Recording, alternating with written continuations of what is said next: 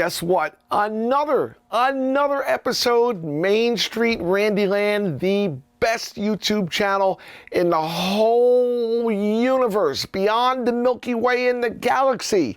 It's right here, and now you get to see another episode and hear another great story of just another little area right here in, I don't know how far, I look around, there's so much stuff I could talk about just in this one area. I don't know how many episodes we can do, but we have time restrictions. Over here, we are standing at an upper level here in Main Street Randyland's Randyland, over here on Pacific Avenue. This is actual Randyland. And we are standing, I'm almost hitting my head with my hat on my Contemporary Hotel light fixtures. Now, you must have seen that episode. If you didn't, you go back and look. But these orange and silver lights that were right up now near the top, so you can see how high we are on the ceiling here, they're from the Contemporary Hotel at Walt Disney World in Florida. They used to outline all the guest rooms, and they're very, very special, and I have all the survivors. But underneath them, I'm standing here, we have my Mr. Top Guns. Now, Mr. Top Gun is a very, very coveted item.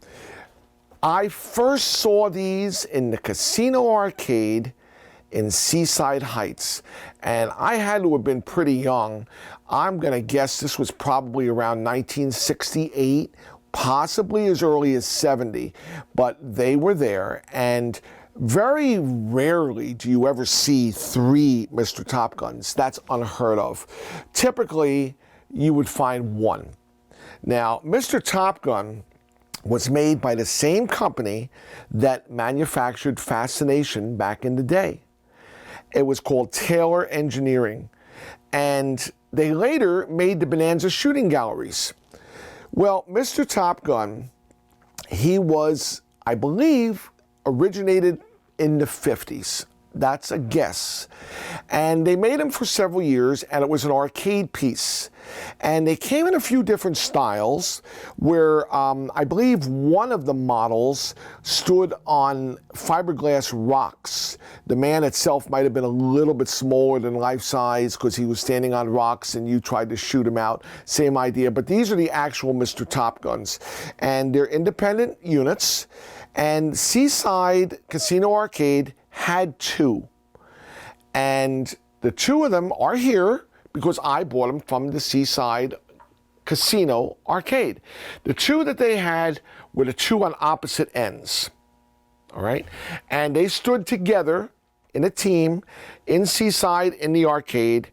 And I remember playing it, and it was a dime. A dime. So that should tell you how long ago this was. You got 3 shots for a dime. And you stood over here at this holster stand. Now, this holster stand was for another Mr. Top Gun that is in the middle, but the original ones, the box was a little different. If you look at the box, you'll see this is a smaller box. Now, I converted it to be a quarter. So I changed the coin mechanism on the top, the entrance slot, and I added these lights. Now, why did I add these lights? Because when they operated Mr. Top Gun in Seaside, 2 units next to each other, they had the same voice.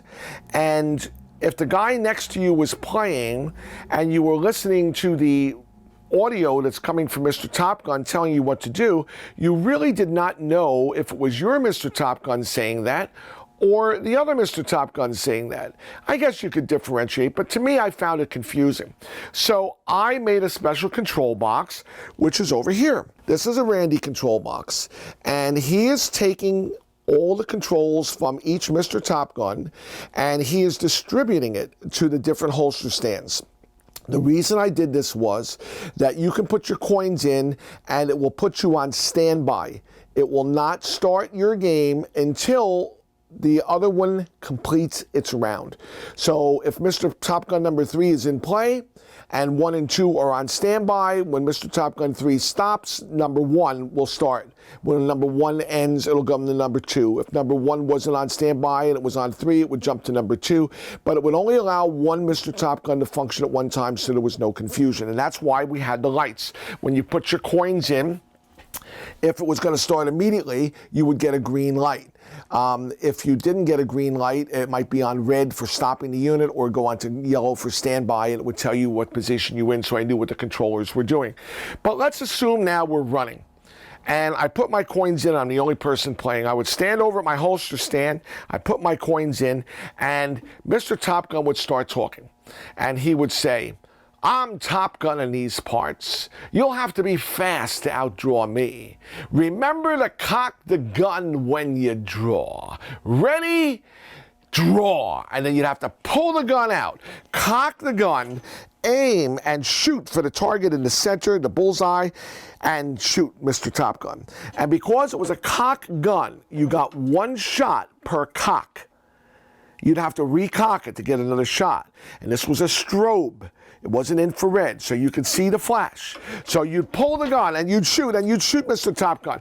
If you shot Mr. Top Gun before he raised his arm up to shoot you, his eyes would turn red. And he would say, oh, I must have had a little dust in my eyes. Let's try again. And he'd bring his arm down and he'd say, ready? Draw. And you'd have to pull it up. And if you missed him, ho, ho, ho, you're not as fast as you thought you were. Pull his arm down again. Ready? Draw. And you missed him again. Ah, ha, ha, ha. You couldn't hit a barn a mile wide. That's all. Try again. And then he'd bring his arm down. The game was over. You got 3 shots for your payment. I ran 2 Mr. Top Guns in Lucky's Fascination in Seaside. I ran them for 50 cents because we were many, many years later, so I had to convert it from a dime and make it a quarter, make it take 2 quarters, so it became 50 cents. People loved to play Mr. Top Gun. The biggest problem I had there was these small boxes were made to hold dimes, which were small, and I would often jam my coins because it would be filled with quarters and I didn't get a chance to empty it, and I'd have a coin jam because of that. That's how well Mr. Top Gun did. But I dressed my Mr. Top Guns over again. This is not their original suit, although their original suit was black. They were wearing an identical. I tracked down the exact manufacturer for replacing their shirts. Their shirt is black, Western Gear. They did not have a vest. They did not have a holster. They did not have leather pants. They did have boots. I gave them leather gear because I wanted my gunslingers to be real gunslingers. And I spent a fortune in leather for Mr. Top Guns, to be fine. You will also notice on the third Mr. Top Gun, who I have his arm up a little bit, in the end of the gun, you'll see a little bit of a wire sticking out with a strobe tube. That's a Randy addition. I changed what they had in there as a glowing neon light bulb. And all it did was glow with a little warm color of orange when he brought his gun up. I felt it would be so much better if the end of the gun flashed when he shot. So I put a strobe unit in there. So when he brought his gun up, I synchronized it with the audio. So when the gun went bang, the strobe went off. And if you hit him first and you didn't get to shoot, it didn't go off. So it was quite the illusion and quite good. Now, what you don't see here are the time units for Mr. Top Gun. They are, I know exactly where they are. They're sitting upstairs on top of my Cosmos pinball machine in my home collection, where you see my pinballs from home, my Alpine Club and Cabaret and Gay 90s and Monte Carlo. Cosmos, that's on another video. Check it out, my first pinball. But up on the top, where I have some stuff stored, are 3 clock units. And the clock would sit on the floor between his legs. And when he would say draw and start to bring his arm up, the clock would go around like this up until the top. And if you hit him, the clock stopped wherever it was to show you how many seconds or fractions of a second it took you to hit him. If you didn't hit him and it went all the way around, it went Boot Hill, because you were going to Boot Hill. If you hit him, it would light up Top Gun, because you were Top Gun. Each one has one. I have them. They're sitting upstairs. So the biggest problem with Mr. Top Gun was people breaking the gun. because they would pull the gun out and little kids would be playing with it and banging it and throwing it on the floor. And it's cast. And they would typically break the hammer off the back. This is not an original gun. I have them, but I'm not using them because these you can't break as easily. This does not have the hammer you have to pull back. This is from American Laser Games, okay? And it's even marked good. These guns are pretty durable. So I was going to utilize these on my Mr. Top Gun. I also have some red ones down there that are plastic, but I felt the black ones that are, the cast metal were much better. I want to save my original Mr. Top Gun guns because I know people will bust them, and I don't want people busting my Top Guns. See? So we're going to work it with this, and you can put it on the left side. If you're a lefty, you can put it on the left side. They very figured that out very nicely.